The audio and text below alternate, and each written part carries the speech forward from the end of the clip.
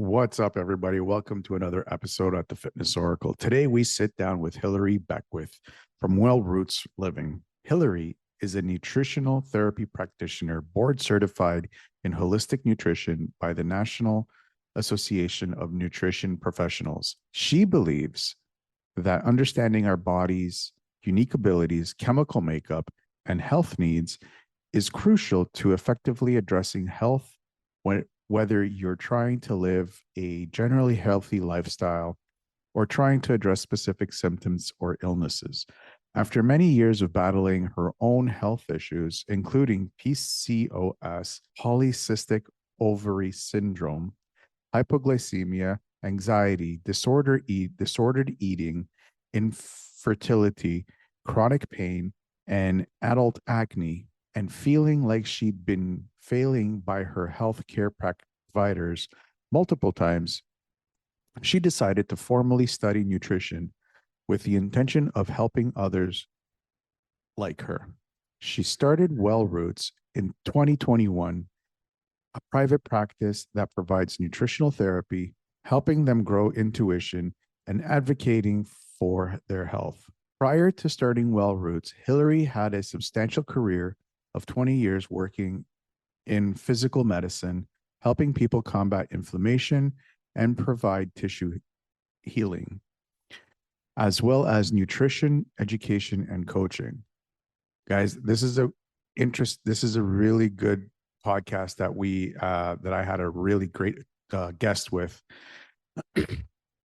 She provides a ton of value to this when it comes to eating habits, the dangers of one size fits all diets, nutrition and anxiety, and the connection between them, nutrition and chronic pain.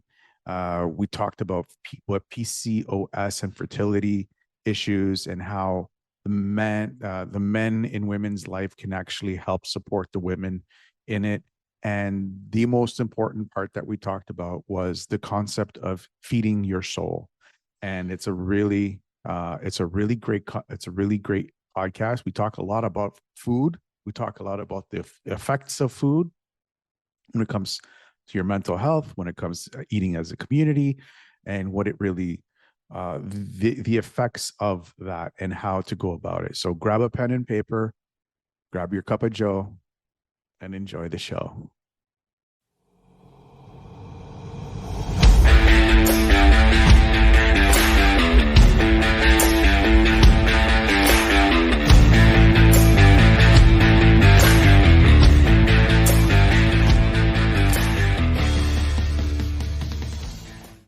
Hilary, welcome to the show. Hi. How is Seattle and how are the Kraken doing? You're talking to a big hockey fan here, so. Oh no, I'm not up on how the Kraken are doing. We have not stepped into that just yet, but the weather is beautiful. I can tell you that much. So. Very nice, very nice. Well, like I said, big hockey fan, Canadian. I'm not a Canadiens fan. I'm a Leafs fan from Toronto.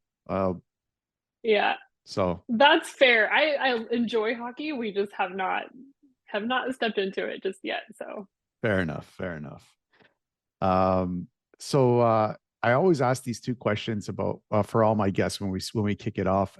Just the curiosity out of my part and for my audience's part. And one of the questions is, what first got you interested in this line of work?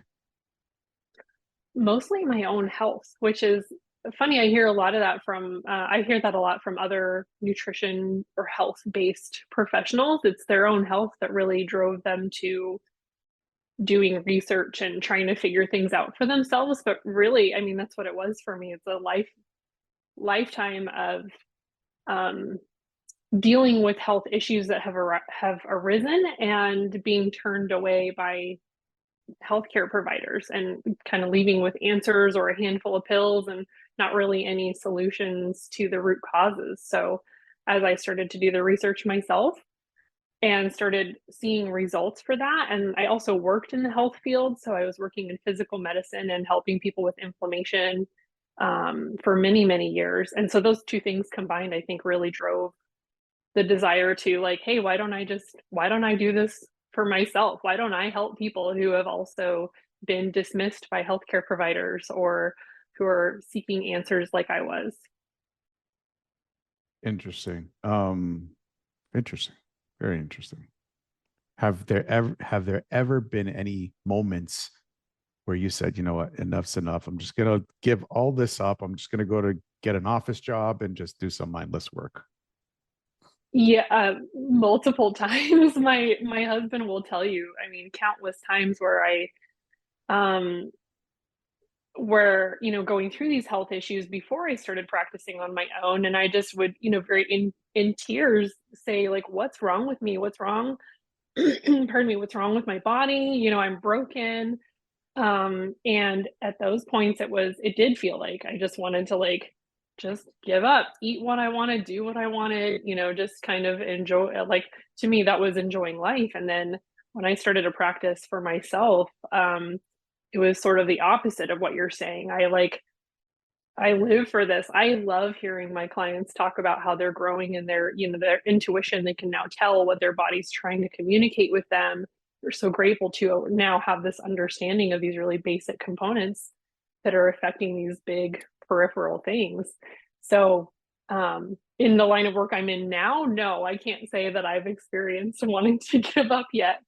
But before that, it was just like I was ready to give up for sure. There was a lot of roller coaster rides in there.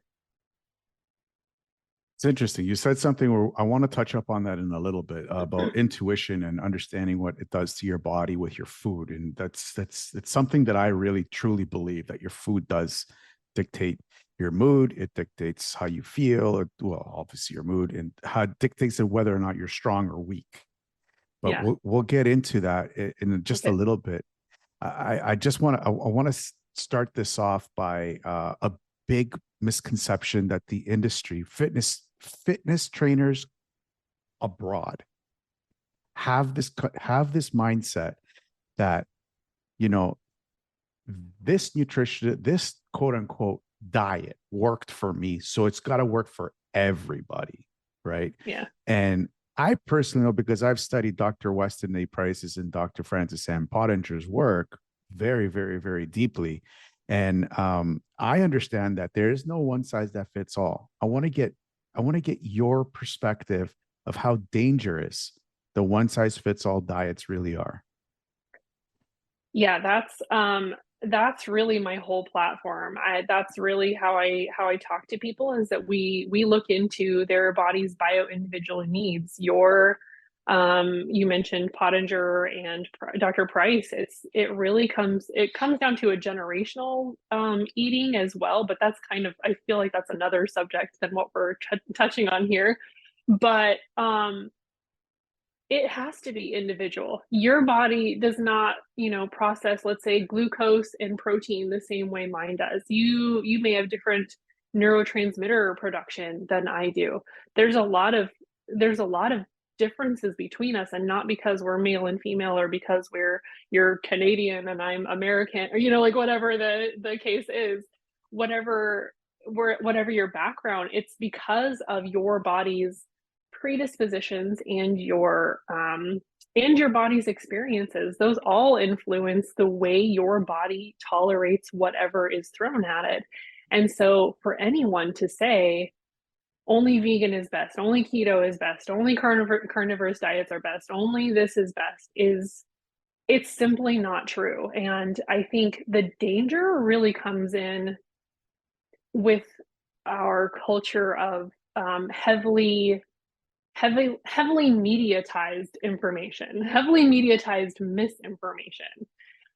It's just way too easy to see these trends and get caught up in them, because I think most of us are always trying to seek out that thing that's going to make us healthier. We're also always looking for the easy fix. We're, and so it's really easy to latch on to this abundance of eat this way, eat this way, eat this way, eat this way. This is what's going to make you a better person, bigger, better, stronger, healthier, skinnier, whatever it is. It's really easy to latch onto those. In my mind, that's where the danger is the abundance of information about it. not so much the thing in itself, the diets in themselves. Yes, those can be dangerous, but I think with the proper education, if we had the right abundance of information, the abundance of correct information out there, we wouldn't be seeing this problem so much. So You that's how said, I think on it. I think that's great. And I think you're 100% correct. And the entire, um, I want to call it a war that the media has been pushing on to us since, well, as far as I can remember, the 80s, with a whole war of Yeah. zero fat diet. It's like there are really important fats that we need to be eating. And when I Yeah. hear stuff like zero fat yogurt, oh, wait, yogurt's supposed to be fat. Yeah. Zero fat cheese. Like, wait a second. Do And you they still exist today. I they mean, those products are still out there. they do, but Wow. it's like you have to substitute that zero fat with something, and that normally that something is something really bad for you, which is Yeah. sugar. Yeah. Or fillers, gums, things that have to create the same texture and feel that fat does. What would your what would your advice be to somebody out there who's just confused about um what kind of food am I supposed to be eating when the TV is telling me, this commercial is telling me I'm not supposed to be eating fat because it causes cardiac arrest, it causes strokes, it causes this, it causes that. Well, what would your advice be to them? That's really hard to put into a small bucket.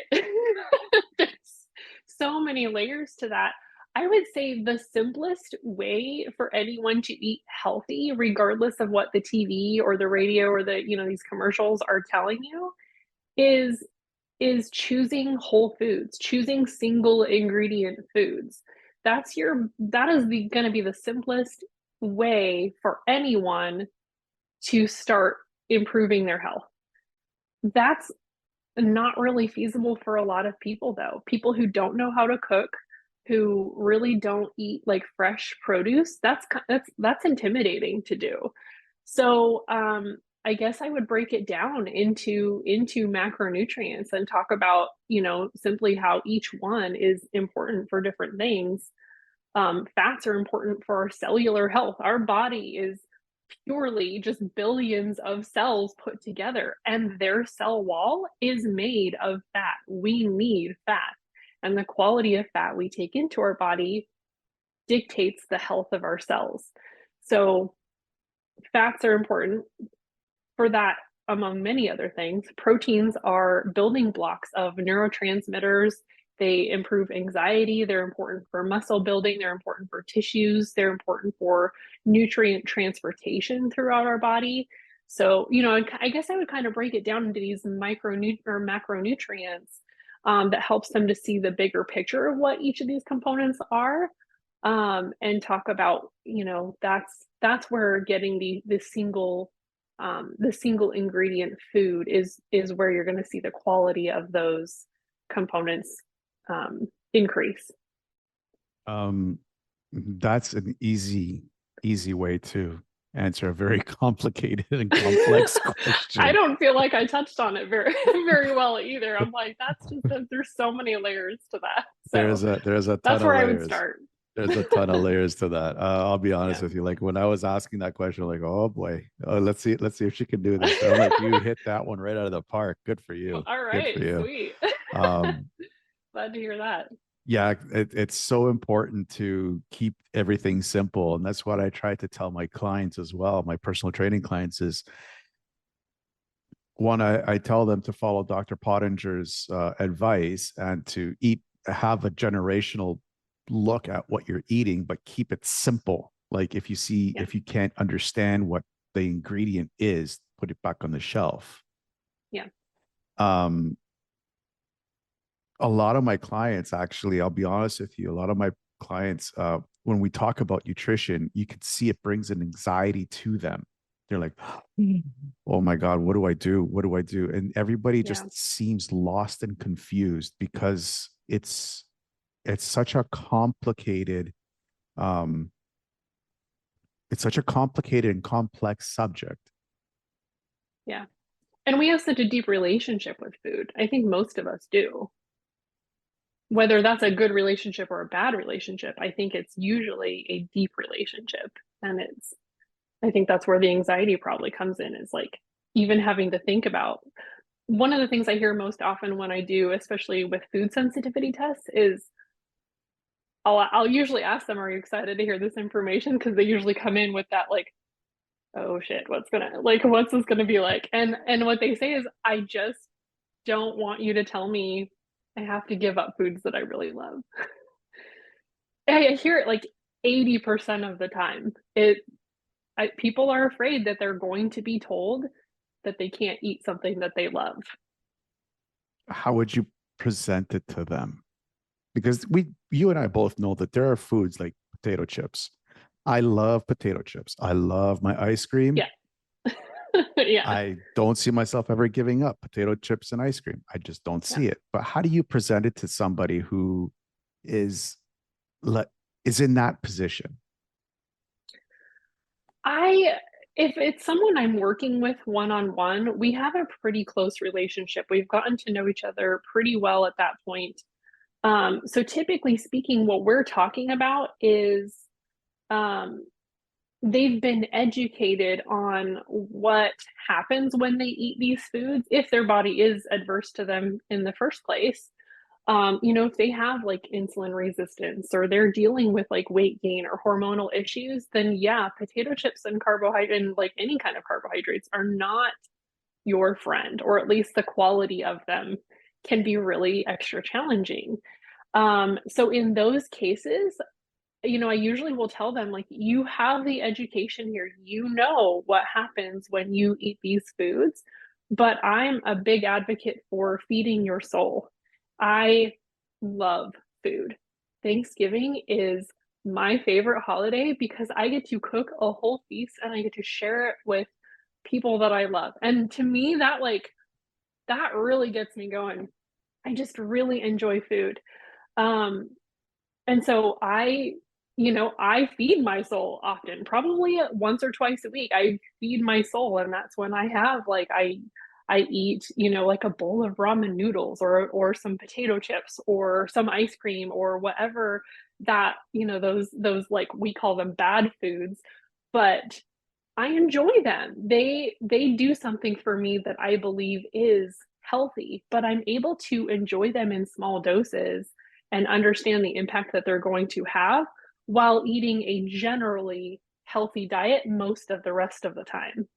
Your body can supporting your body's systems in a way long term that can tolerate when you eat a bag of potato chips, when you eat a couple scoops of ice cream. That's the goal. Is It's not that we never can eat these things, it's about supporting our body's health overall long term, so that it when we can enjoy those things without feeling these negative consequences of it. You brought up an interesting talking point. I'm actually Greek by descent. My heritage comes from Greece, and Greece is my favorite country in the whole world. When it comes down to like food, especially something like food, it's not something. It's so different from the North American mentality. Um, it's more of a communal get together. People we sit down with the entire family, friends, family, cousins, distant cousins. We all sit down and we all have a meal. We don't do it all the time. We don't have Thanksgiving, but like major holidays, and we have a lot of them because we're Greek and we like to party. But we all sit down and we all like it's different. Like our meals last for hours. Yeah. And I love that you're using that kind of mentality for Thanksgiving. I'm Canadian. I was born and raised in Canada. Our Thanksgiving was last month. I'm lucky enough to celebrate Thanksgiving twice because I now live in the United States. Yeah. But do you think that that's something that we're missing more often here in North America? 100%. I will tell you, every single client, I can't even think of a single one that this has not been a factor in helping them is talking about the way that they eat. It's about sitting down with your food, smelling your food, preparing your food, even shopping for your food. But being seated at a table while you eat that food is the number one thing that anybody can do to improve their digestive health. Um, your body has essentially two different, what are called autonomic nervous system modes. You have parasympathetic, which is, we know it as rest and digest, and you have sympathetic, which is fight or flight. When we are eating on the go in the car while we're feeding the rest of our family, whatever that looks like, we're in this sympathetic mode. Our body is literally in an emergency state. Our brain is going, we need to stop flow of blood to digestive tract. We need to stop digestive juices from flowing, from stomach acid from being produced. And we need to increase blood flow to the heart and to the lungs and to the muscles because we're sensing stress and we're sensing that you need to flee an avalanche. Essentially, that's how our body's responding the same way to that type of stress as it would in what we would actually consider like an emergency situation. And so when we're missing that communal component of food, it doesn't always have to be with someone, but seated, relaxed, screens are off. You could be reading like a nice, relaxing book, anything to get you in this like relaxed mode where you are actually like connecting with your food and enjoying your food. That's going to be the number one thing that anyone can do to improve that system. I totally agree with you. I'll never forget when I was in Greece last summer, and I spent most of it with my family, kind of. Anyways, was I in mean, you were in Greece. well, yeah, that family I spent a little bit less time, but I went with my mom and my dad Gotcha. and my aunt, and there was this one picture of me sitting, and it was just this picturesque. It was just picturesque. Like if it wasn't for the company that I had, it would have been perfect. Like you had mountains and houses on the mountain on one side. You had the sea behind me. I was just relaxing on one of the Yeah. chairs, and the sea's like right behind me, and it felt perfect. And there was no rush. Yeah. Yeah. I've noticed that when I came back here, even when I was here in US or Canada, I would be always my face in the food and just scarfing it up quickly. What are some tips that you could point to, well, tell people to just slow down, even if you don't like the company that you're with? Yeah. Yeah, I guess it doesn't have to be about the company, I suppose. Yeah, I think just having that connection with your food, having them take a few moments to even just smell their food and enjoy the smells coming out of it, if they can help prepare the food, because that in itself starts to sort of connect you with, you're telling your brain, I'm about to eat. It gets you to slow down and kind of appreciate where that food is coming from. Now, that's not always the case when we're ordering takeout or, so we're not the ones preparing the meal. But if that's possible, I will tell them to be part of that process, get their kids involved in that process, and just be seated at the table. Take a few breaths in of the food, look at your food, maybe even poke around at it at first to kind of explore it. It may not look to anybody else like you're doing anything, but what your body is actually doing is preparing to digest that food. Um, so that'll start this breathing process. We're switching over into the parasympathetic nervous system, and we're preparing our body to take in that food and actually break it down properly. That's really cool. Yeah, I remember when I was in Athens, I was doing that a little bit. Like uh, another beautiful restaurant with vine trees over vine brand grapevines over on top of me as a Oh, canopy. cool. I was like, this is beautiful. Yeah. And I was doing exactly that when the food came. I was like, oh my God, this looks so good. Yeah. Well, and imagine, I mean, I imagine the food that you're eating in Greece, even though you're Greek and I'm guessing you probably cook Greek food at home sometimes, but like that's not all you eat. So when you're in a new country, like a different country, I think that's like that in itself. I mean, we've traveled to Japan a few times and we like everything I eat there. I'm like, oh my gosh, what are we actually looking at here? You know, it's like exploring your food. So that's kind of exciting. I mean, not everyone gets to travel all the time and get to experience that. But yeah, it's the same idea as like exploring your food and really and chewing your food. Chewing your food is very underrated. That's another part of that I would suggest for slowing down is we don't chew our food enough. When I really enjoy food, I will like eat my meal and I'll tell my husband, I'll be like, I don't I don't really think I chewed my food. I just like inhaled it. So I get that and I get what it's like to, you know, be rushed and things like that. But if we can like chew our food until it actually becomes liquid in our mouth, that would be another way to get you to just you're going to sit down for at least half an hour with your meal and you're going to be doing exactly what's best for your body in that sense. And this is a good little transition into something that you brought in at the beginning, which I want to touch up on now, intuition and nutrition. So Yeah. having that mind body experience with something physical and something as normal as essential as food, these this really great points that you're bringing up. What are some of the things that um let me rephrase that question. I know that there are certain foods that make you stronger. I know there are certain foods that make you weaker. Our bodies have this innate ability to predetermine what that food is going to do to us. Do you believe in that? And how do you show people how to explore that?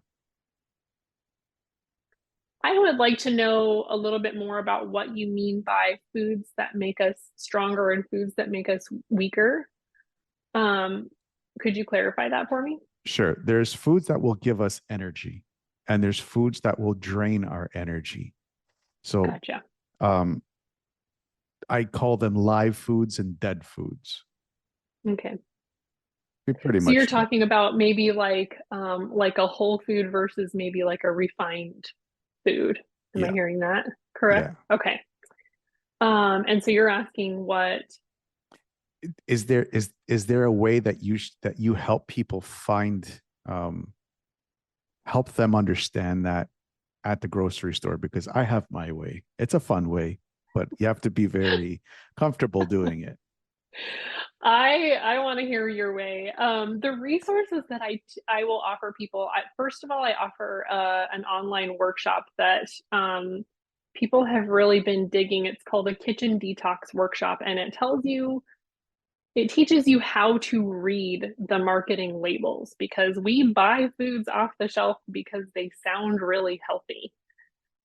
We see this box that says gluten-free, plant-based, low fat. It's like all the things. My husband will joke.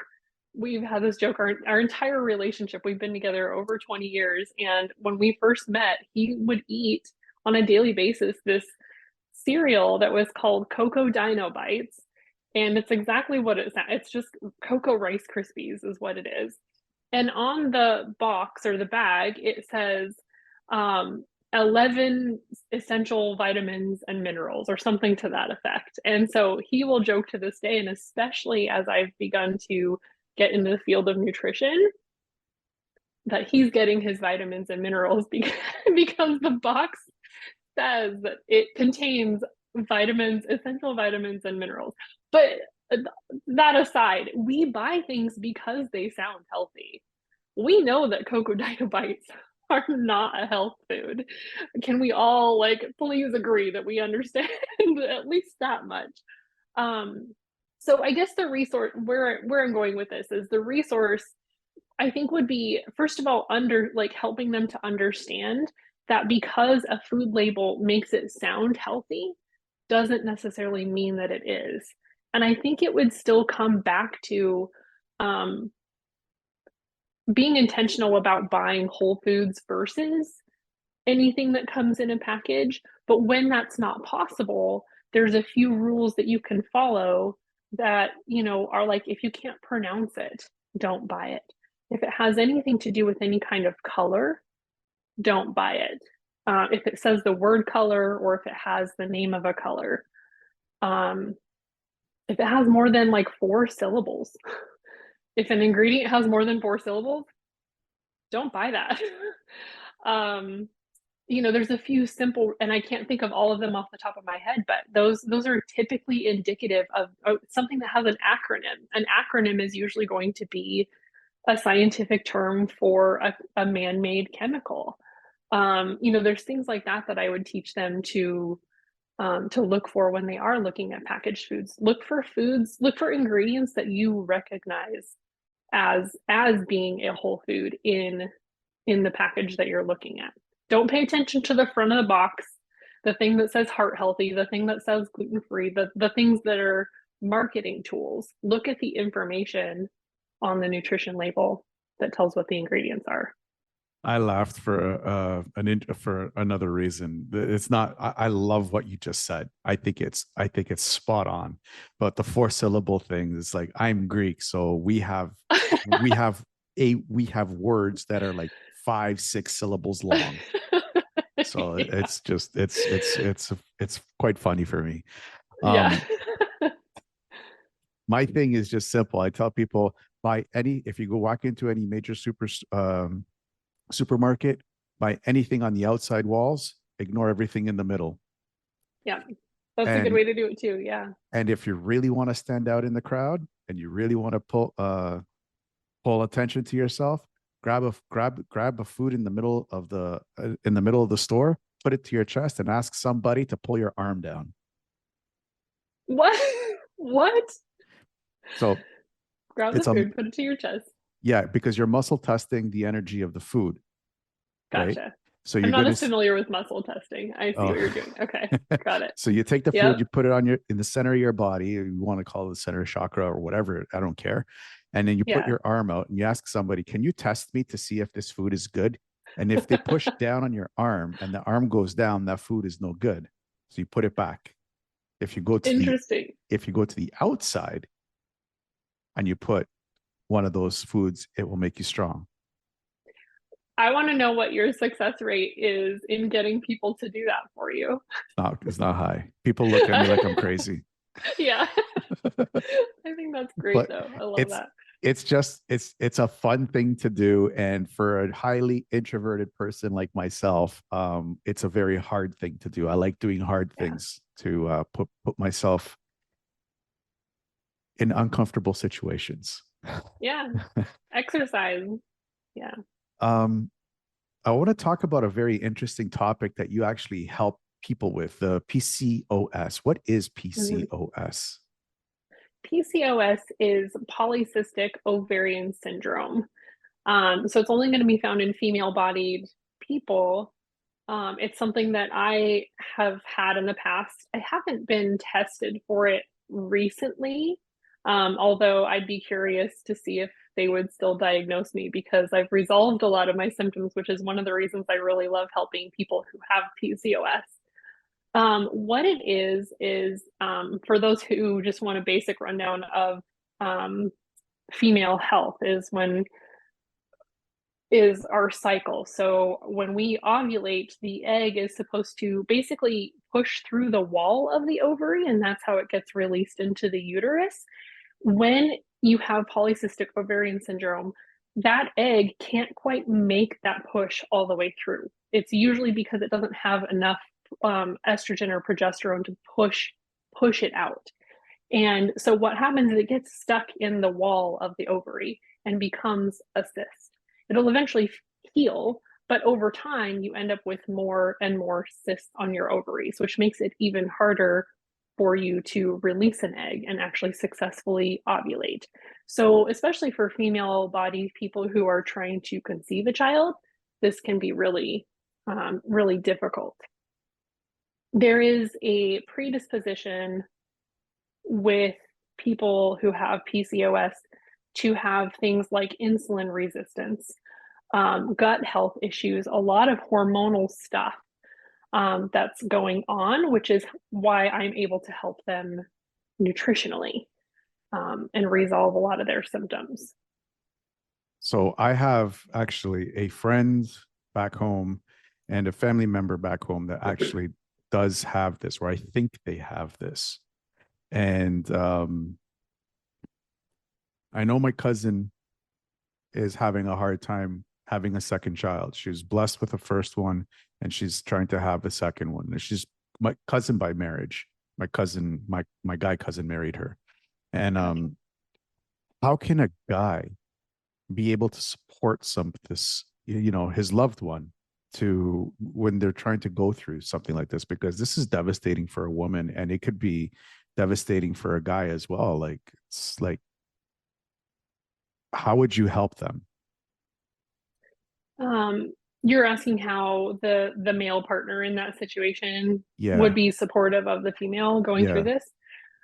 That's a really great question. Because that was exactly my husband's and my story. We tried to conceive for many, many years, and basically we had, we had ultrasounds and we tried medications to help me ovulate and we tried all these things. And in the end, we were basically just told it sucks to be you unless you have thousands of dollars to spend on fertility treatments. That's all we left there just going, what? And we were heartbroken for years and years and years.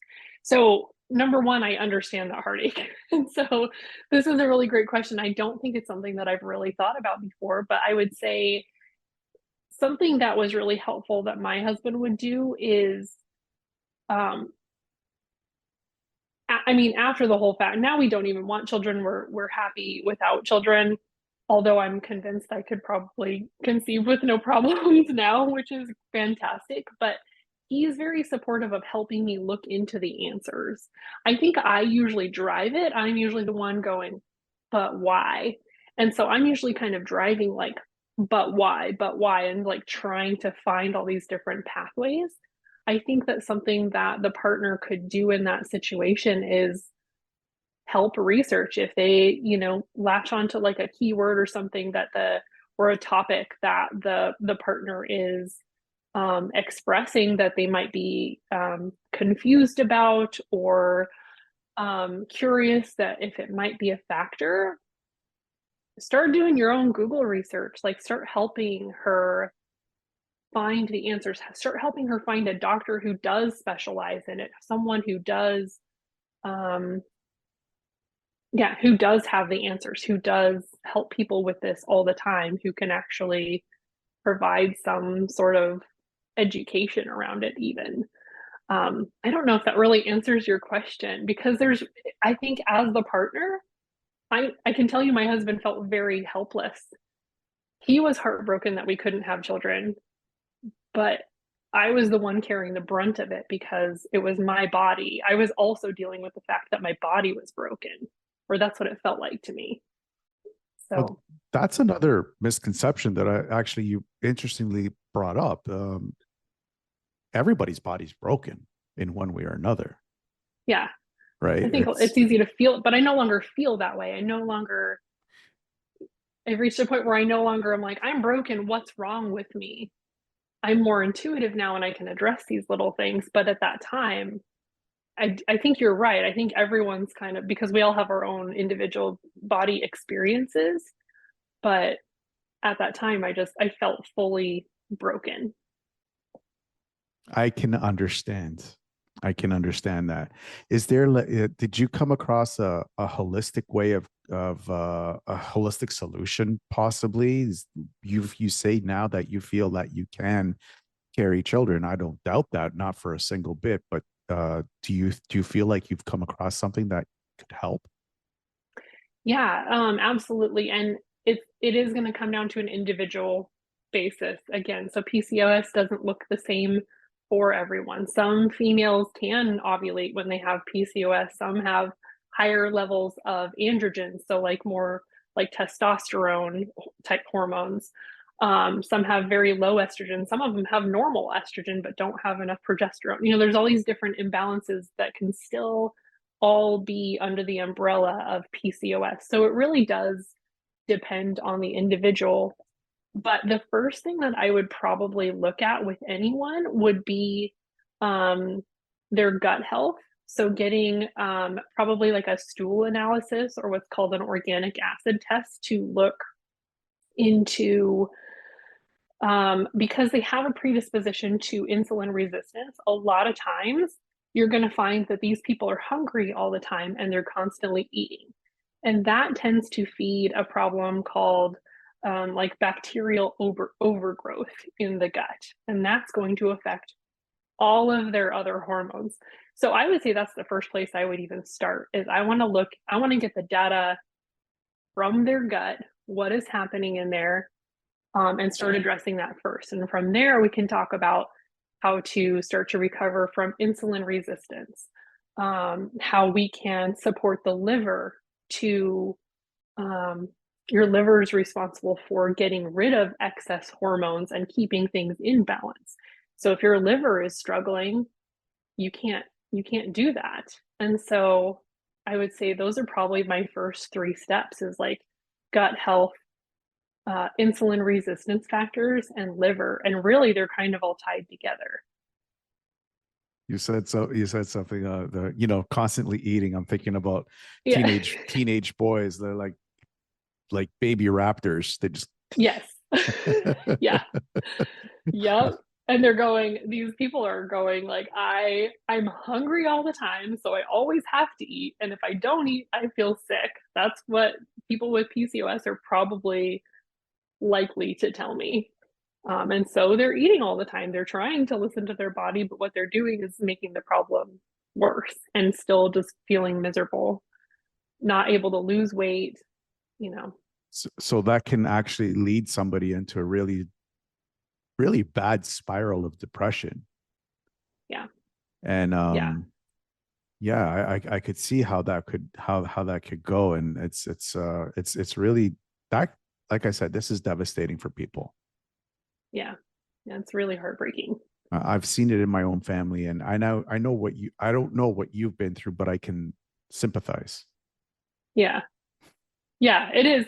It's nice to know that because I think a lot of people they hear that sort of thing, or, being that person, it was in my 20s when we were trying to conceive. And at that point, we had a lot of friends who were all getting married and having kids. And so trying to also be happy for them was like, oh, great. Another one of my friends got pregnant. I can't do that, and it just becomes, like you said, it is definitely a downward spiral to depression. Not to mention, here's an effect I haven't even talked about is many PCOS sufferers have acne, which I had for most of my teen years into my 20s. And it wasn't until I started like improving my gut health. I mean, I have clear skin now. Actually, same with my husband. We worked on his gut over the last couple of years. He's, he's in his 40s and he had cystic acne up until that point, until we started improving his gut health. That's when we cleared his skin. So, That's that's awesome. yeah. That's really awesome. And I'm a true believer in all that. Like I really am. Like when it comes to food, it's it is that important, especially especially gut health. I think I have IBIS. I did a scan here and I'm fine, but just doesn't feel right. Anyways, enough about me. This is about you. I'll ask you about that afterwards. Okay. Another topic that I actually want to talk about, which is really, really interesting, and you made mention of this earlier in the show, which is the importance of feeding your soul. What do you mean by that? Because soul food here in the South is really tasty. It's really bad Yeah. for you. And that's why we call it soul food, right? Because it just gets you, it gets you right here. It feels really good. It tastes really good. It's usually enjoyed with people that you care about. There's a lot to enjoy about it. That's just a term that I came up for it with, and I think it probably was inspired by, soul food. I think working in nutrition, there's a lot of misconception about this food's good, this food's bad, et cetera, et cetera. And like I said, it's all about like understanding your body's individual needs. So we work to assess your body's unique individual needs. We call that bio individuality, educating you on what's happening there and letting you take the reins. Like we talk about what you can do to change those things. And a lot of times that does require, staying away from these kinds of foods if we recognize, especially like a food sensitivity. Um, but also coming back into balance of things, like listening to when your body is hungry, um, understanding what happens when we are snacking all the time, but also understanding that maybe there's like the last couple of days, my husband and I both have just been like really hungry, like way more hungry than usual. Both of us are going like, just like super hungry. Like, what's for more dinner tonight? We're both, sometimes that happens. And there's nothing wrong with that. If I were on a rigid diet, what I would have done was been like, nope, I had my portion of XYZ and that's all I get. When my body was going, you need more food. And so I had more food last night.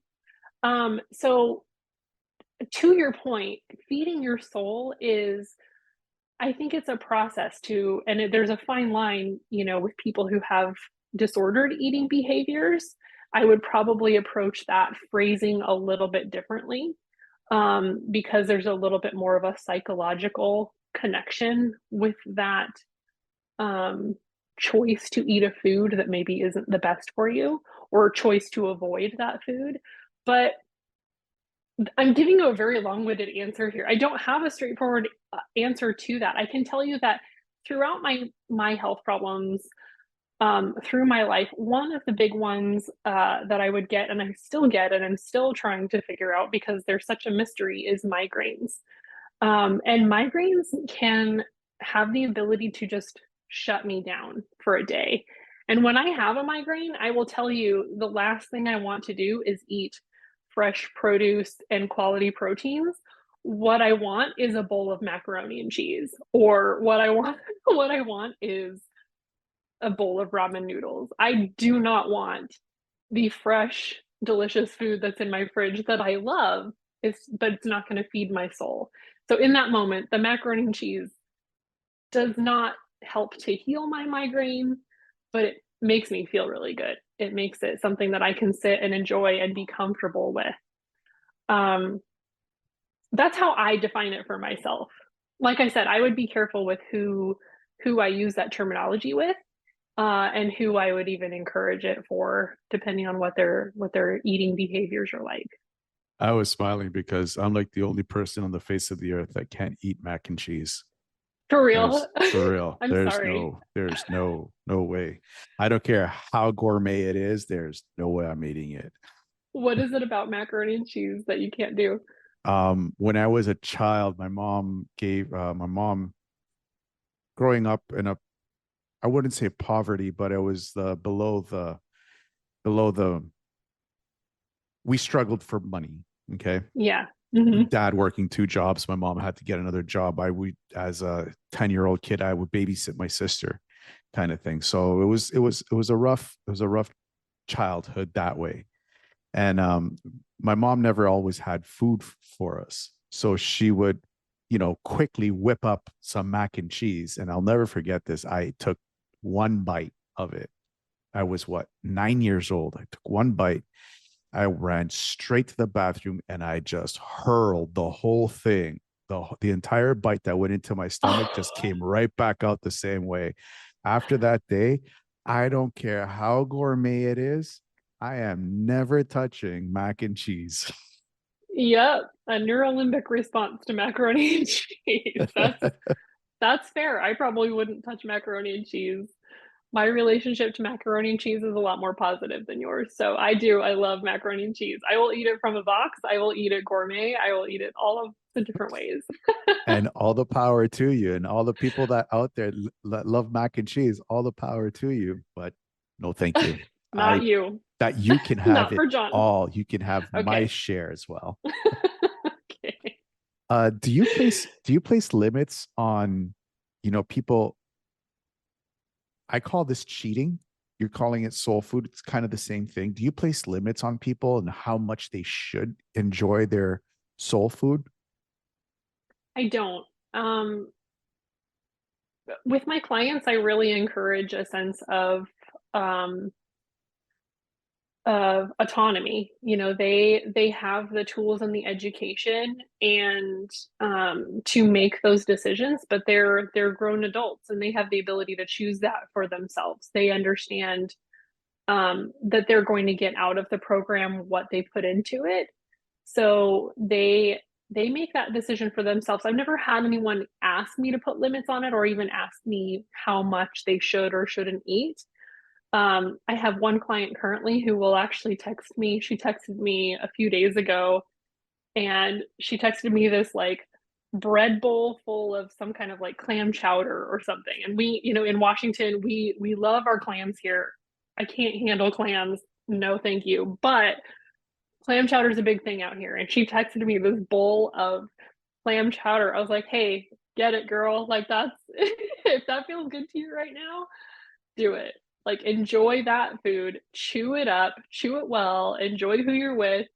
you know, there's nothing wrong with eating that food. I think as you start to grow in your intuition, you will start to recognize how much is too much for your body. And that's the goal is like supporting you in growing that intuition. Like you'll start to recognize like so she ate that bread bowl. Guess how she felt the next day? She felt bloated, she felt puffy, she felt a little sick. She felt good when she was eating it, and that's the feeding your soul part. But I think um she knew there would be consequences to it.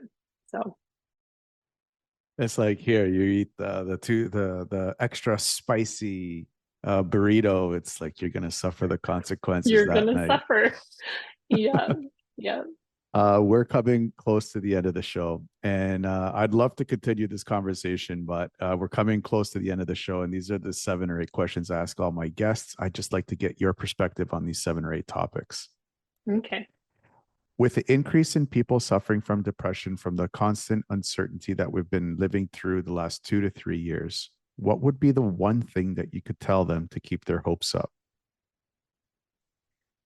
Something that I often tell myself and to my clients is keep showing up.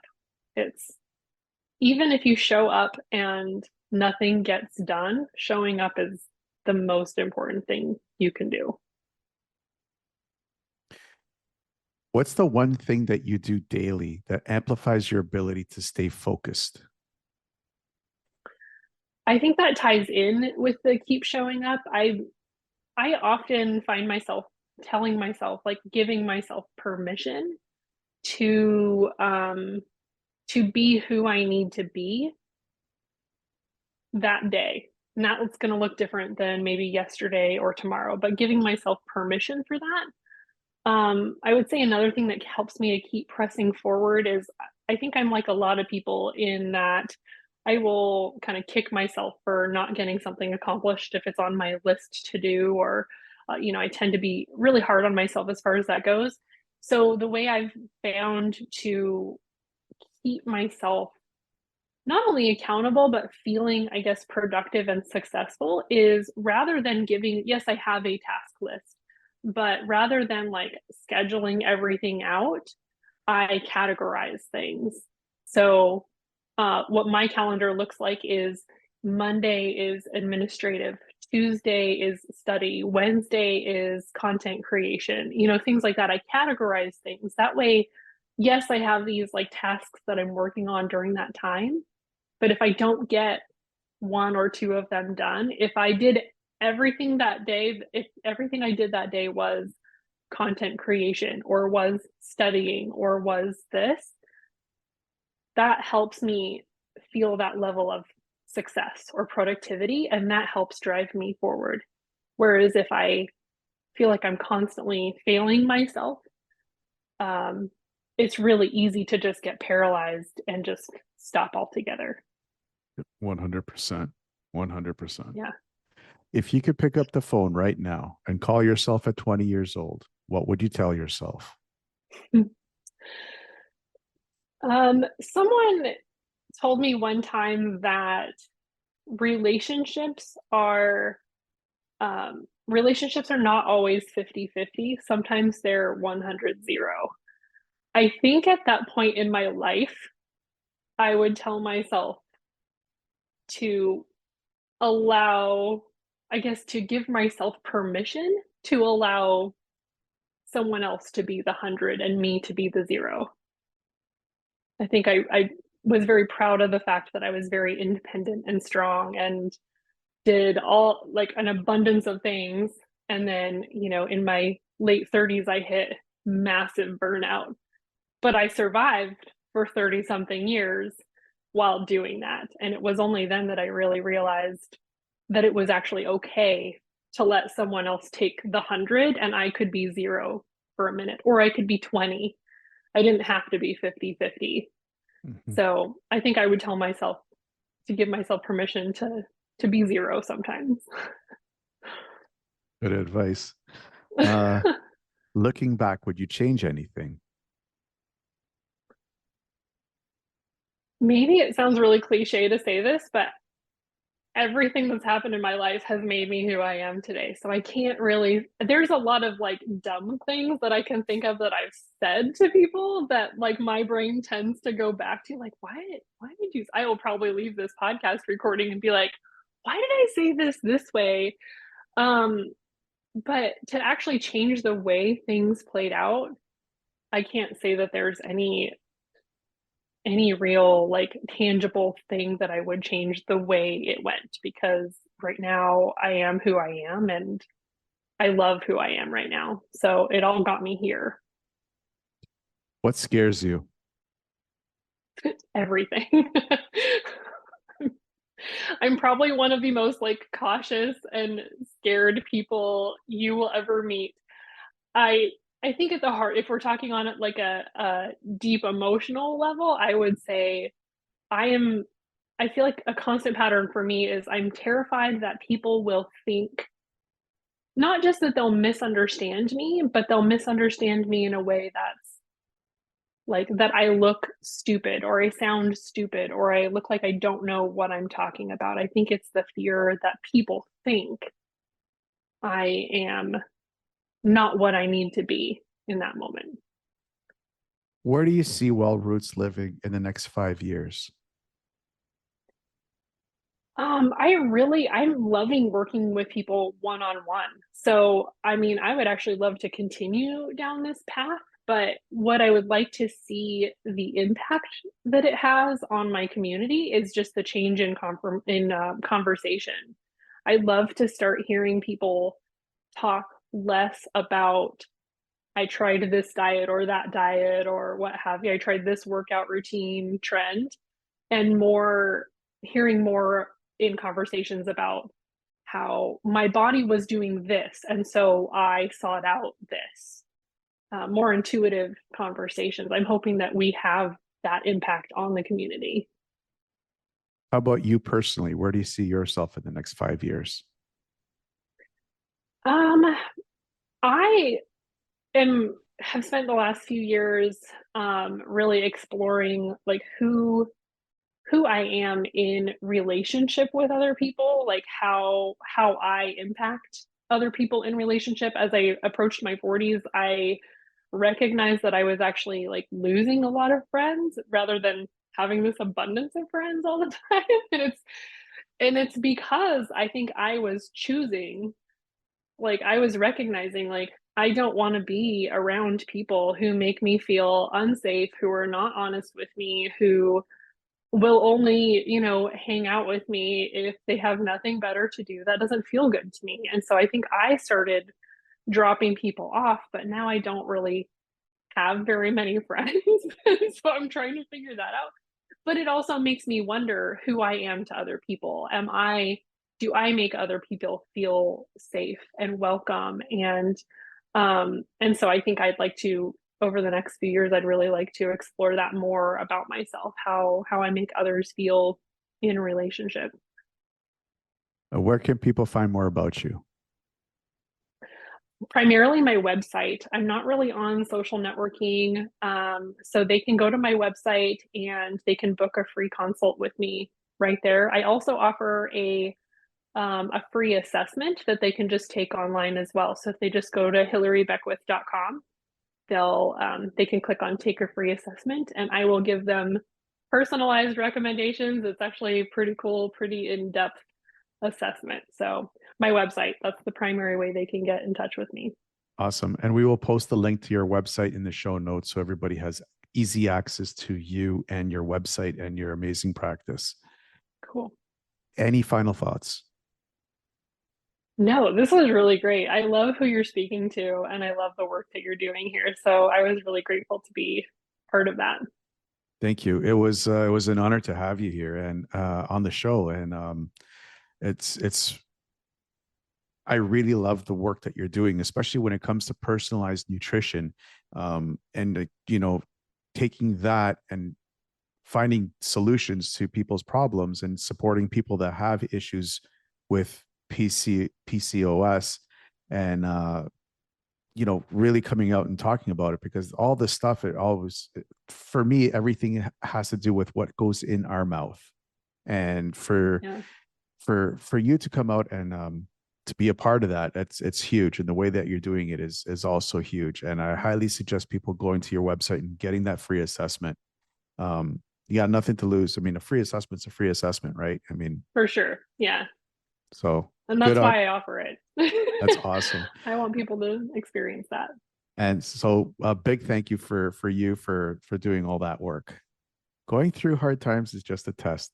What you need to know is that when you get out of whatever you're going through, you will be stronger than ever before, and you don't need to go through it alone. Always know that you are not alone. Stay tuned for more real people with amazing stories that are just like yours. Until then, to everyone out there listening, I wish you a good morning, good afternoon, or good night, wherever you may be in this crazy world. Hey, everybody, John Catavos from Resilient Reboot Productions. I want you guys to be able to access all the content that we're putting out with Resilient Reboot Productions, and we're moving it to a very special location. So I don't want you guys to miss out on the chance to become part of the vibrant and supportive Resilient Reboot Productions community. Join us today and connect with like-minded individuals who are passionate about personal development, mindset, resilience, and growth. By becoming a member, you'll gain access to a wealth of valuable resources, including exclusive content, live events, and discussion forums where you can share your thoughts and insights on the latest podcast episodes. Take action now and join our community to start your journey towards a more fulfilling and resilient life.